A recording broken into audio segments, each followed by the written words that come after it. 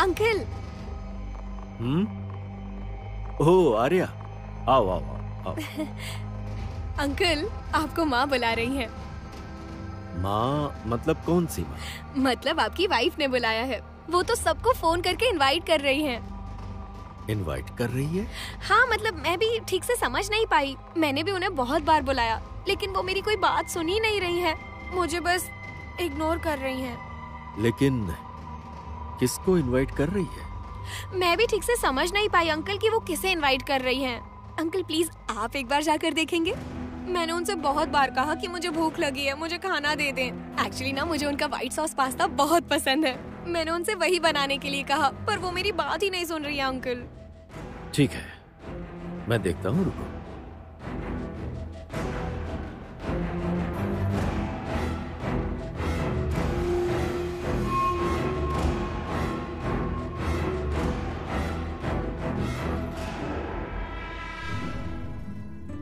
कैसी हो तुम?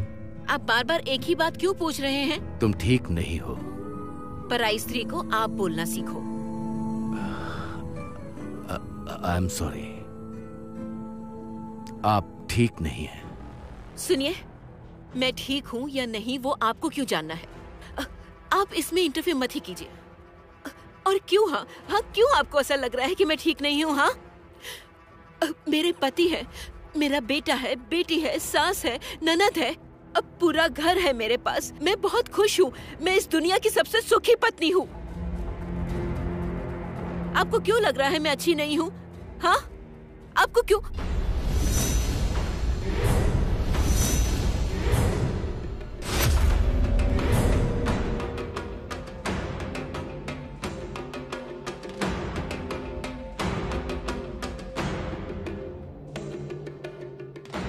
अगर मैं गलत नहीं हूं तो इस वक्त फोन पर हैं रिद्धिमान चैटर्जी।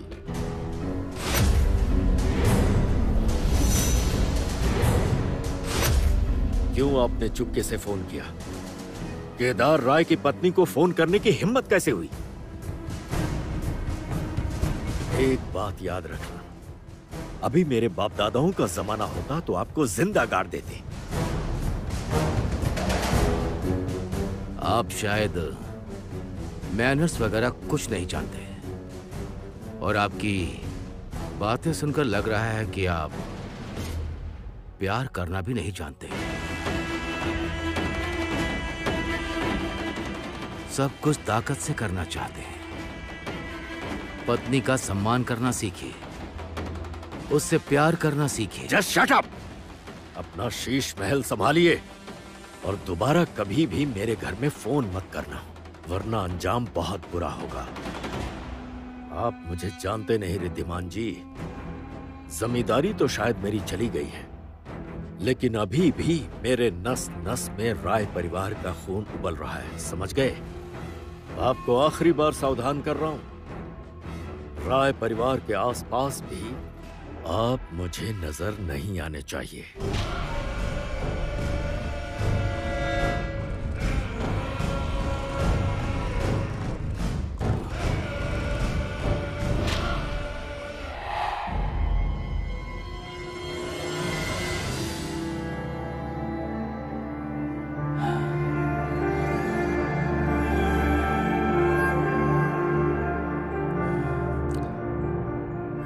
सुखी नहीं है, अनुराधा सुखी नहीं है, बिल्कुल खुश नहीं है। उसके घर के आदमी को प्यार करना नहीं आता, वो प्यार करना नहीं जानता।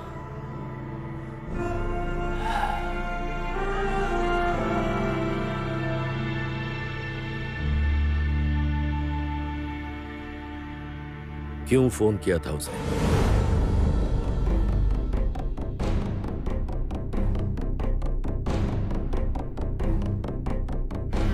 मैंने फोन नहीं किया। मैंने फोन किया ऐसा आपको किसने कहा? आर्या ने कहा।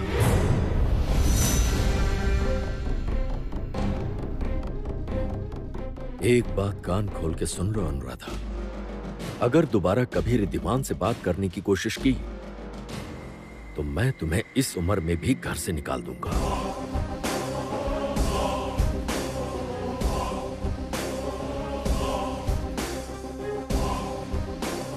क्या बोल रहे हैं आप? एक बाहर की लड़की के सामने आप मुझे...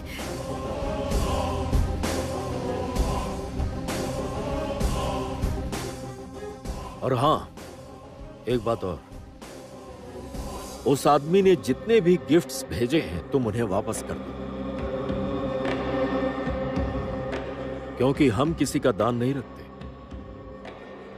या फिर एक काम करो, उससे सारे गिफ्ट्स की कीमत पूछ लो, मैं उतने रुपए उसे दे दूंगा। आज के बाद तुम उससे कोई भी बात नहीं करोगी। सब कुछ खत्म हो गया, सारे दरवाजे बंद।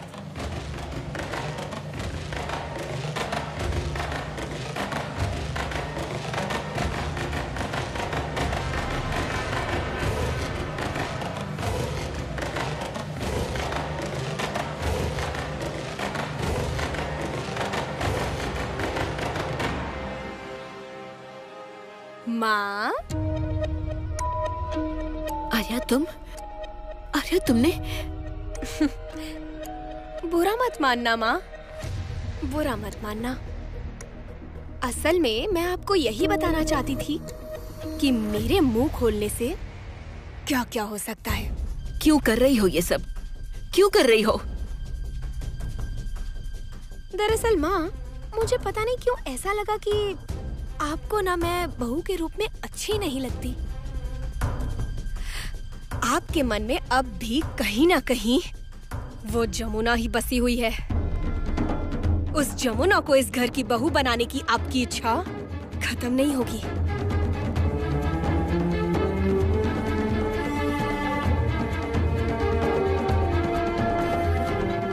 मेरी शादी में जब महफिल जमेगी तब उसे बुलाऊंगी तबला बजाने के लिए। दरअसल वो बहुत अच्छा तबला बजाती है ना, इसीलिए उससे तबला बजाने दूंगी। मैं यहाँ शादी के मंत्र पढ़ूंगी और वो बाहर बैठकर तबला, ढोल और जो इंस्ट्रूमेंट्स बजाना जानती है सब बजाएगी। उसके बाद उसे मैं एक मोटी रकम भीख में दूंगी। उसकी आंखों के सामने मैं अपनी गृहस्थी शुरू करूंगी। जिस दिन उसके सर में मैंने गुलाब की पंखुड़ी देखी थी, उसी दिन मेरे को पता चल गया था कि वो संगीत ने दी है। मेरी आंखों के सामने मेरे प्यार को वो छीन कर चली जाएगी। ऐसा तो मैं कभी होने नहीं दूंगी। आफ्टर ऑल मैं आपके जैसी नहीं हूँ ना। प्यार बाहर है और पति घर में। आर्या, दो नाव में पैर रख के मैं नहीं चलती।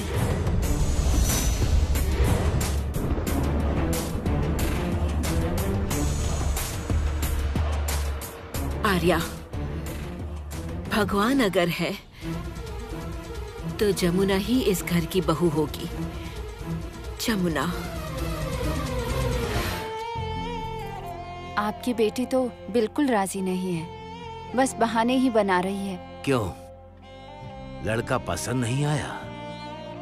ऐसा राजकुमार जैसा लड़का, देखने में गोरा, सुनने में इतना मीठा,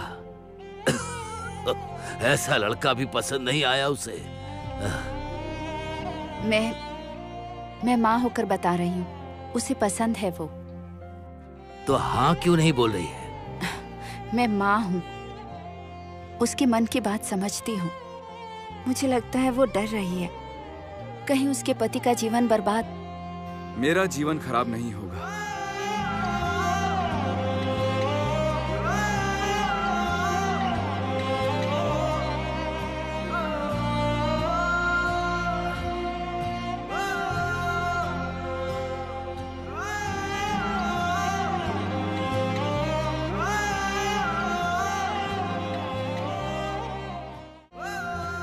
जमुना के मेरी जिंदगी में आने से मेरी जिंदगी बहुत सुंदर हो जाएगी। मैं सच में जमुना को लेकर ही घर लौटना चाहता हूँ। और अब तो कोई मुसीबत भी नहीं है। आप लोग प्लीज उसे थोड़ा समझाइए ना। देखिए अब तो हमारी शादी भी हो गई है। वो अभी कहाँ है? जी वो वहाँ गंगा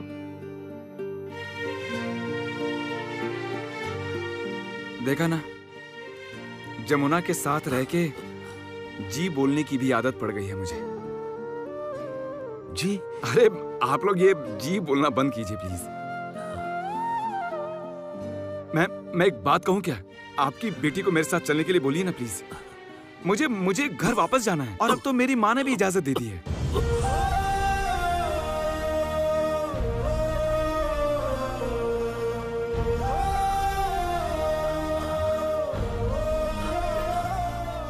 माँ की इजाजत मतलब बड़ी माँ ने वो मान लिया क्या? हाँ, आप बात कीजिए। मुझे तो बिल्कुल भी यकीन नहीं हो रहा। उस वक्त सबके सामने उन्होंने मना कर दिया, जमुना को मना कर दिया कि मुंह मत दिखाना, और उन्होंने अब जाके आपको मुझ पे विश्वास नहीं हो रहा है ना? एक मिनट।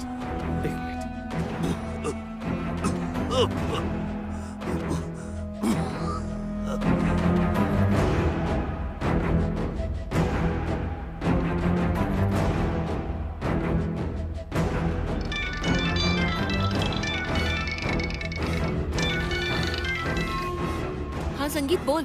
हाँ माँ, जमुना के पापा आपसे 1 मिनट बात करना चाहते हैं। मैं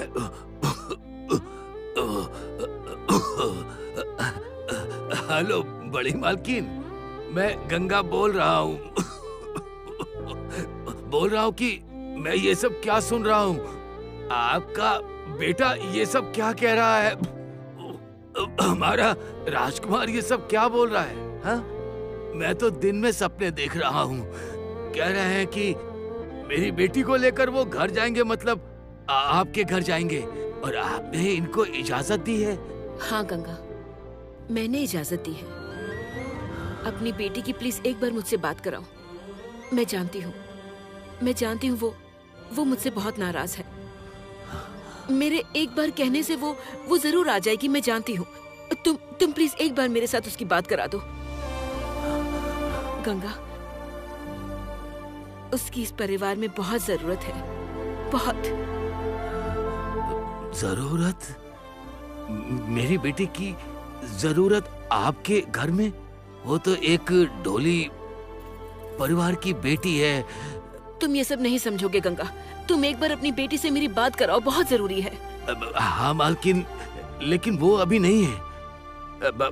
मैं बल्कि बात करूं वो। तुम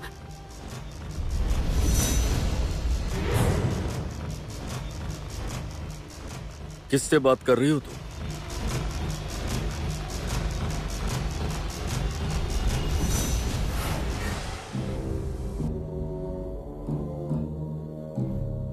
हेलो।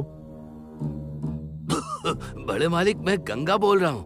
मेरा प्रणाम लीजिए, प्रणाम। अच्छा वो बड़े मालिक, बड़ी मालकिन तो राजी हैं।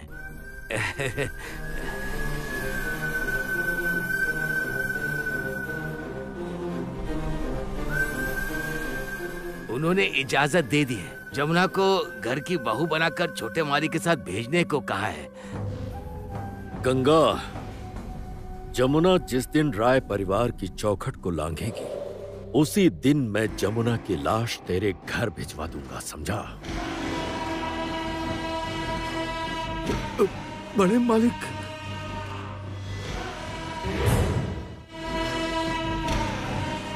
क्या हुआ है? क्या बोल रहे हैं? कह रहे हैं कि लाश भेजेंगे। पापा आप ये सब क्या कह रहे हैं? लाश भेजोगे मतलब? पापा, जमुना मेरी पत्नी है। चुप रहो तुम नहीं जानते संगीत कि तुम कितनी बड़ी भूल कर रहे हो। तुम्हारी इस भूल का अंजाम पूरे राय परिवार को भुगतना पड़ेगा। Mind it. अब पापा,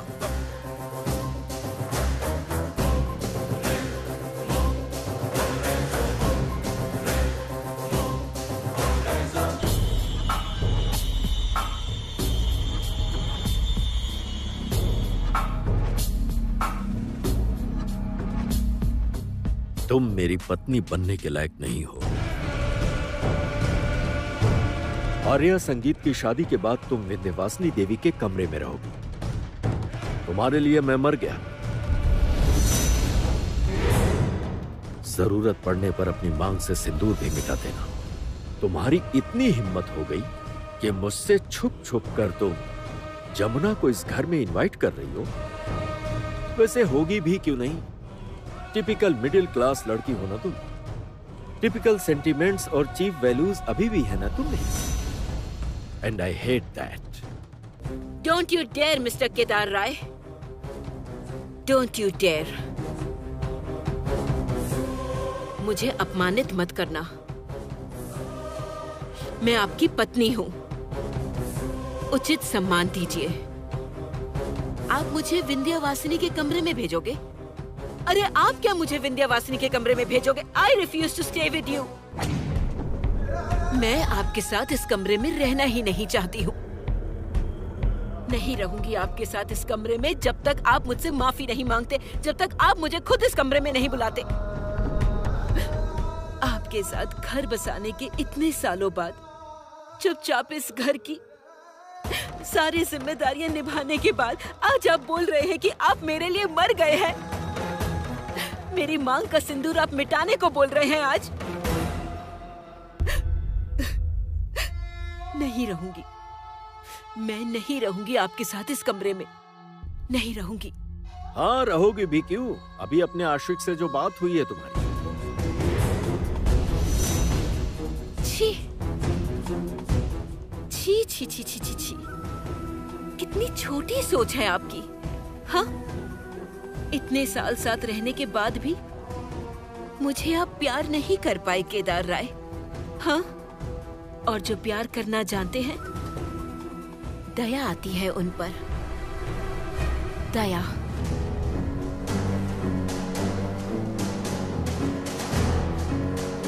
छी छी छी छी छी छी, कितनी छोटी सोच है आप। हाँ हाँ, इतने साल साथ रहने के बाद भी मुझे आप प्यार नहीं कर पाए केदार राय। हाँ, और जो प्यार करना जानते हैं, दया आती है उन पर, दया।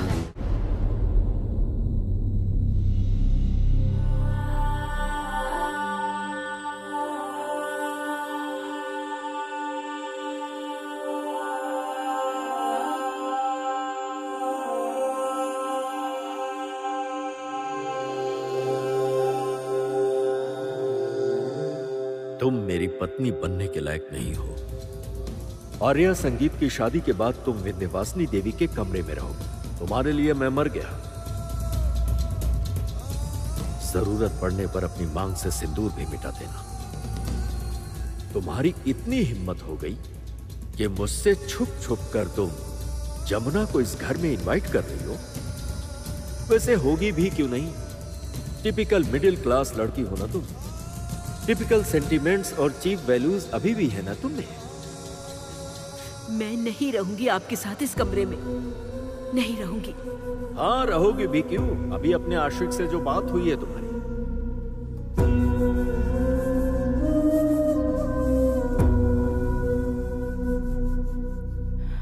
मैं बहुत अच्छे से जानती थी कि आपने कभी नहीं चाहा कि मेरे पापा खुश रहें।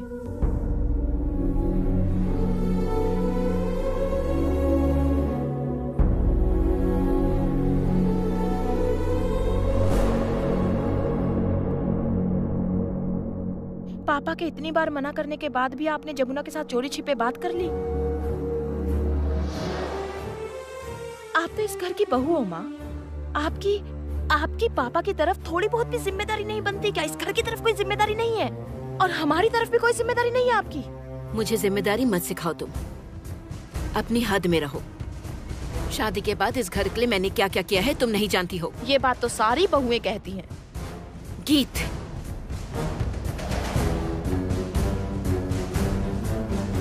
शादी के बाद बहू परिवार के लिए नहीं करेगी तो क्या बाहर वाली करेगी? और माँ, आपको इसके लिए तारीफ चाहिए। आप चाहती हैं कि इसके लिए आपको अप्रिशिएट किया जाए। गीत, तू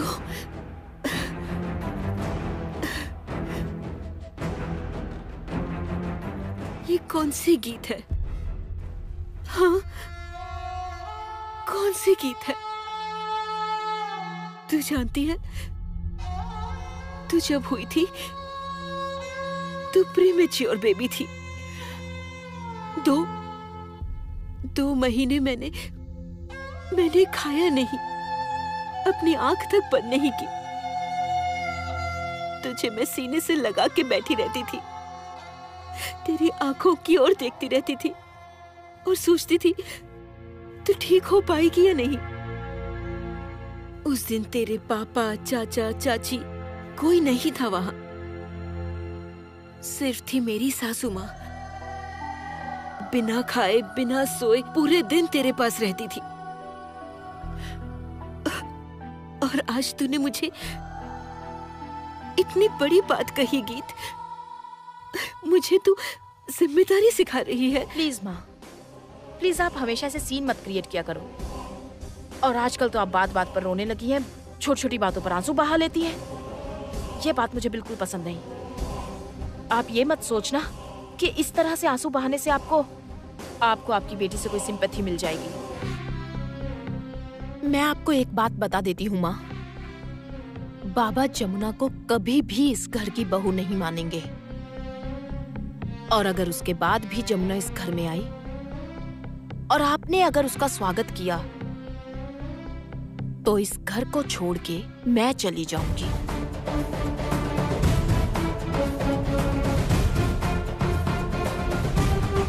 हमेशा के लिए माँ, मरते दम तक अपना चेहरा नहीं दिखाऊंगी।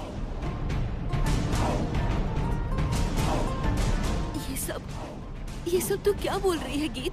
मैं आपको वचन देती हूँ माँ, गीत, मेरा जो फैसला है मैंने आपको बता दिया।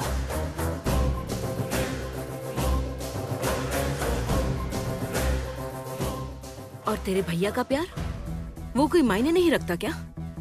भैया को तो आपने हमेशा ही अपने आंचल से बांध के रखा है माँ। आपने तो कभी भैया को किसी से मिलने नहीं दिया।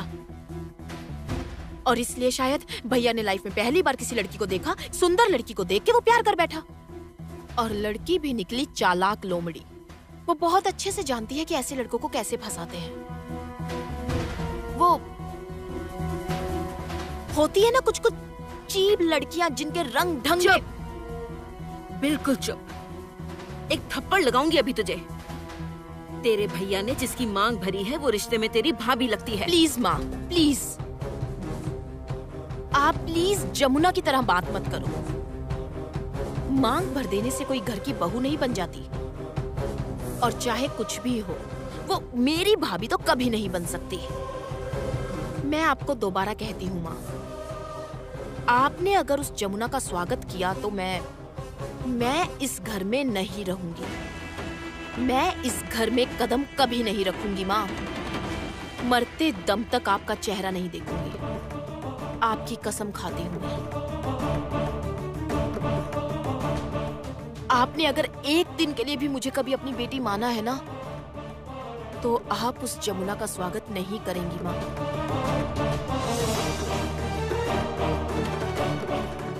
गीत मेरी बात सुन गीत। जैसा बाप वैसी बेटी।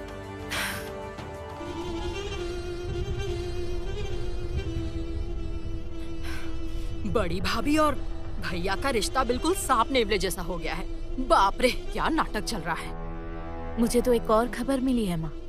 क्या? वो दोनों अलग रहेंगे।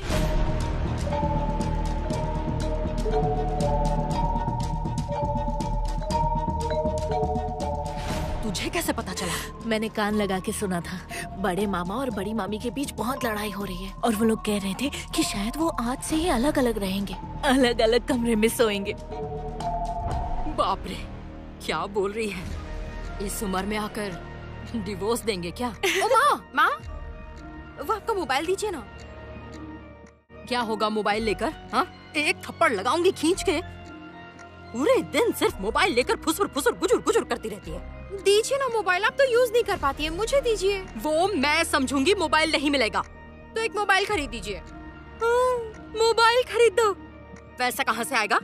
चल चल अपने पापा से जाकर बोल। पापा कहाँ मिलेंगे? वो कहाँ है, कोई जानता है? अच्छा, अगर पापा से कह भी दिया तो क्या होगा? महान पापा हमारे। ए सुन, पापा के बारे में ना आलतू फालतू बात मत करना। मैंने माँ। कहा ना तुझसे पापा की बुराई मत करना। नहीं करेगी मतलब नहीं करेगी। बहुत रात हो गई है, लाइट बंद करके सो जा। आप नहीं सोओगे? मैं आती हूँ। लाइट बंद कर दे पल्लवी, जा लाइट बंद कर दे।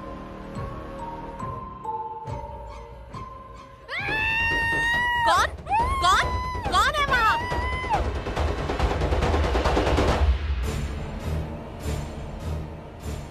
ये किसकी चीख थी? रागिनी की आवाज लगी। इतनी रात को क्या हुआ?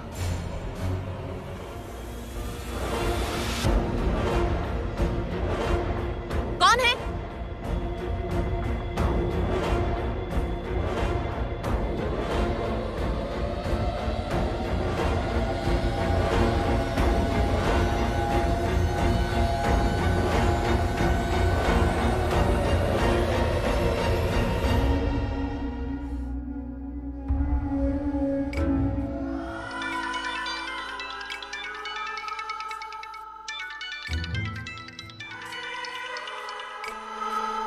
हाँ बड़ी माँ, बोलिए। क्यों बार बार बड़ी माँ बुला रही हो मुझे? दादी नहीं बोल सकती? मेरी बहुत इच्छा है कि तू इस घर की बहू बन के आए, मुझे दादी कहकर पुकारे। तू तो वो लड़की है जिससे मेरा कोई खून का रिश्ता नहीं है, तो भी सबसे लड़ झगड़ के तूने मेरे अंदर के सोए हुए साहस को जगाया है। ऊपर की बालकनी से मैं इस बार अंजलि दे पाई। तूने अपने हाथों से मुझे फूल लाकर दिया था, याद नहीं है?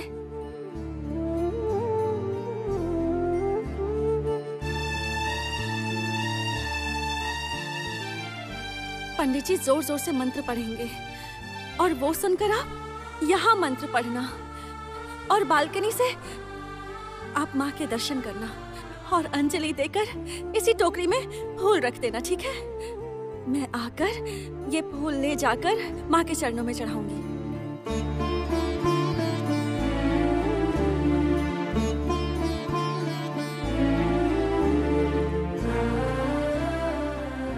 क्या हुआ? बात क्यों नहीं कर रही जमुना? याद है ना तुझे? क्यों री, याद है ना? हाँ। तू तो वो लड़की है जिसने केदार राय से मेरे पैर छूकर प्रणाम करवा दिया है इतने सालों बाद। तो तूने जब इतना किया है तो और थोड़ा ज्यादा नहीं कर सकती हमारे लिए?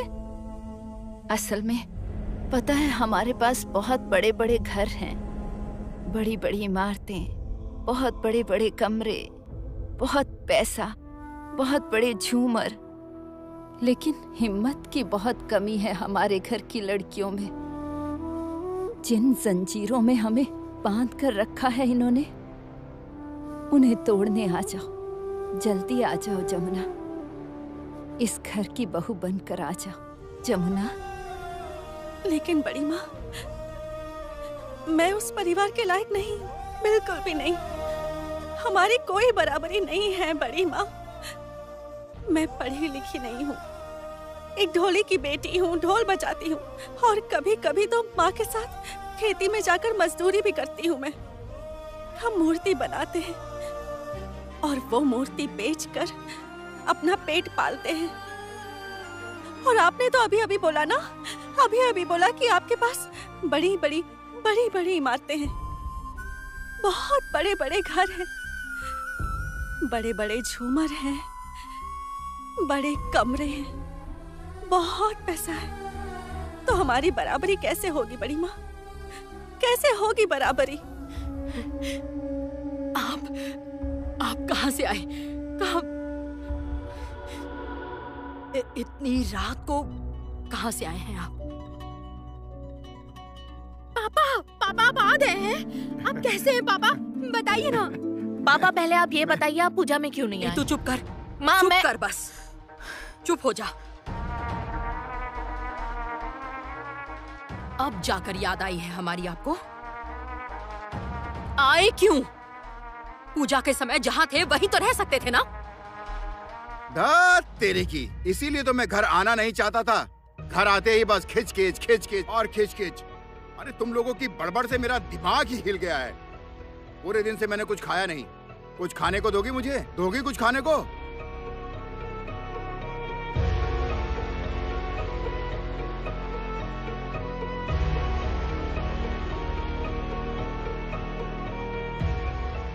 दरवाजा खुला है।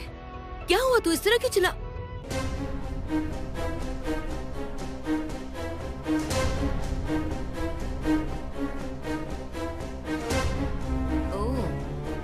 तुम?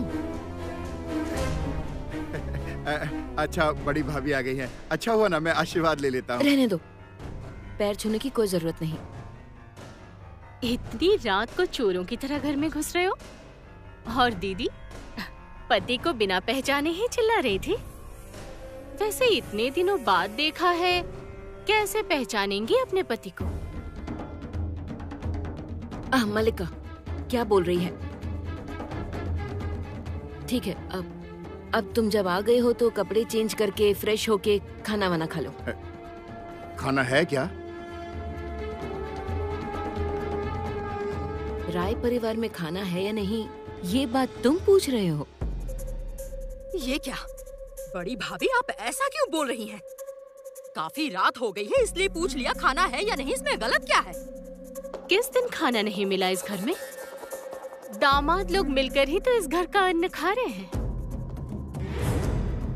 छोटी भाभी, छोटी भाभी एक बात याद रखना, मेरे पति ना मेरे पैसों से खाते हैं। इस राय परिवार की जो करोड़ों की संपत्ति है उसमें जो मेरा हिस्सा है वो उसी हिस्से से ही खा रहे हैं। आपको समझ आ रहा है? और छोटी भाभी आप ना ज्यादा बात मत कीजिए और आप ना अपने काम से काम रखिए। चुप रहो सब। क्या शुरू हो गए हो? तू भी क्या रागिनी, बच्चों के सामने कुछ भी बोलती है? रात को इतना झगड़ा। तुम फ्रेश होकर खाना खा लो।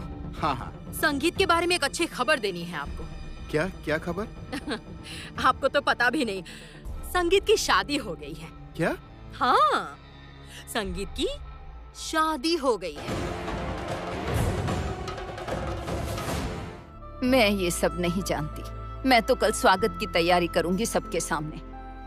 बड़ी माँ? हाँ री, स्वागत की तैयारी करूंगी अपनी पोत बहू की। और वो पोत बहू आर्या नहीं होगी। आर्या को मैं कभी मान ही नहीं सकती। तू नहीं जानती वो किस तरह कदम कदम पे परेशान कर रही है तेरी बड़ी माँ को। वो इस घर में आए मैं कभी नहीं चाहती। विश्वास कर, ईश्वर जो भी करते हैं भले के लिए ही करते हैं। इसीलिए तो संगीत को पहली मुलाकात में ही तुझसे प्यार हो गया था। तू आना मेरे घर में बहू बनके। लेकिन बड़ी माँ मेरी बात सुनिए। मैं इस तरह मेरी बात तो सुनिए बड़ी माँ। मैं कुछ नहीं जानती। तुझे आना ही होगा। जिस ईश्वर ने तेरी मांग भरवाई है वही तुझे लाएंगे। देखना, वो जरूर तुझे यहाँ खींच लाएंगे। देखना, ऐसा कुछ होगा। मैंने बोल दिया, ऐसा कुछ जरूर होगा। सुन, मैं कल सुबह स्वागत की तैयारी करूंगी, पूरी तैयारी करके रखूंगी। तुझे आना होगा, मैं तेरा स्वागत करूंगी। तू आएगी, तेरा इस घर के दरवाजे पे स्वागत होगा। तुझे आना ही होगा। बड़ी माँ मेरी बात सुनिए, आप एक बार मेरी बात सुन लीजिए। तू आएगी। बड़ी माँ, बड़ी माँ मेरी बात सुनिए। बड़ी माँ, बड़ी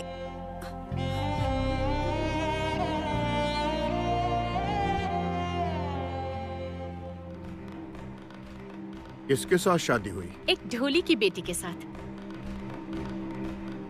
हाँ पापा, ढोल बजाती है, वही गंगा ढोली। हाँ, पिछली बार पूजा में देखा था उसको, है ना? बिल्कुल, गंगा ढोली की बेटी जमुना ढोली, वो भी ढोल बजाती है। अरे ये शादी वादी कुछ नहीं है, बस 2 दिन का खेला है, और क्या। ढंग से बात कीजिए।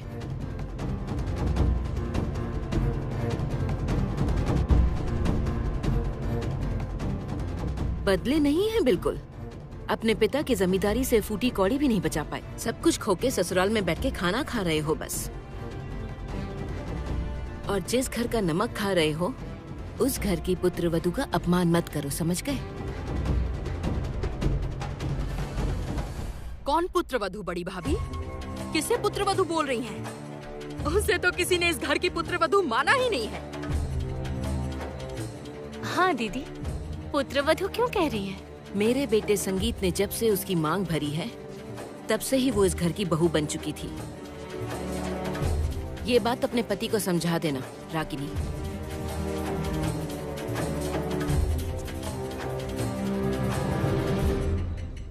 आखिर ये हो क्या रहा है दीदी? मैं भी वही सोच रही हूँ। अचानक हवा कैसे बदल गई? मैं समझ गई हूँ।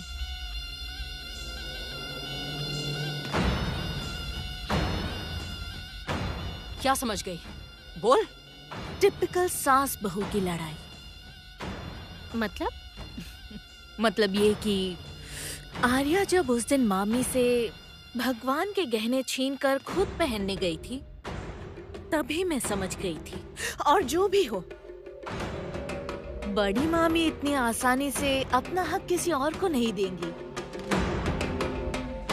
क्योंकि ये घर बड़ी मामी का है, सब कुछ उनका ही है। हाँ। ओह, अच्छा, अब समझ गई।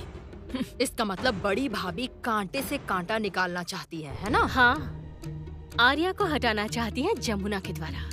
बाप रे, क्या शातिर औरत है ये तुम्हारी बड़ी भाभी। उन्हें देखकर तो बिल्कुल समझ ही नहीं आता।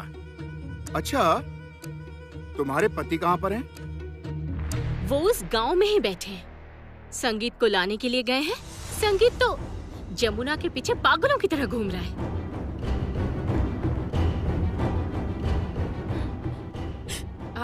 आपसे एक बात कहूं? कौन सी बात? बोलो। कोई ढोली की बेटी जैसे इस घर की बहू ना बने, समझ गए?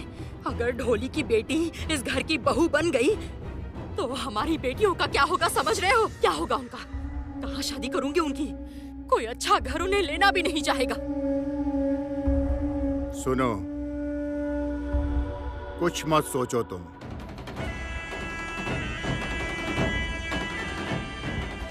अब जब प्रशांत यहाँ आ गया है ना,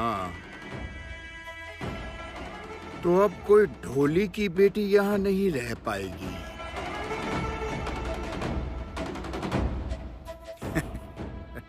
तुम अब कुछ मत सोचो, कुछ भी मत सोचो तुम। ये नहीं हो पाएगा बड़ी माँ, ये नहीं हो पाएगा। मेरी किस्मत ही फूटी है। हम बदनसीब लोग हैं। 2 वक्त की रोटी के लिए भी कितनी मेहनत करनी पड़ती है। मैं ये नहीं कर पाऊंगी बड़ी माँ। उस राय परिवार के दुख की वजह मैं नहीं बन पाऊंगी, अशांति की वजह मैं नहीं बन पाऊंगी।